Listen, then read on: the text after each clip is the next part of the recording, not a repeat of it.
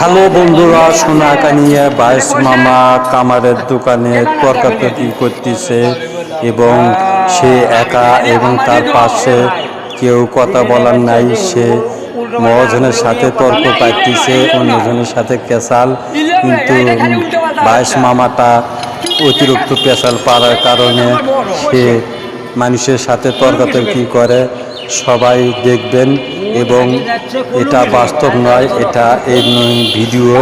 সবাই like comment share করবেন, আমার পাশে থাকবেন এবং বাইশ মামার পরবর্তী যেন ভিডিও দিতে পারি আপনাদের মাঝে, এই দোয়া করবেন আমার কাছে এবং আমি দোয়া করি আপনারা আমার পাশে থাকবেন।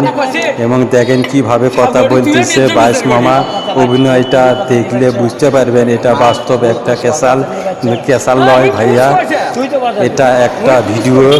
সবাই লাইক কমেন্ট শেয়ার করবেন, কমেন্ট করবেন। আমি বিপুল ভাই।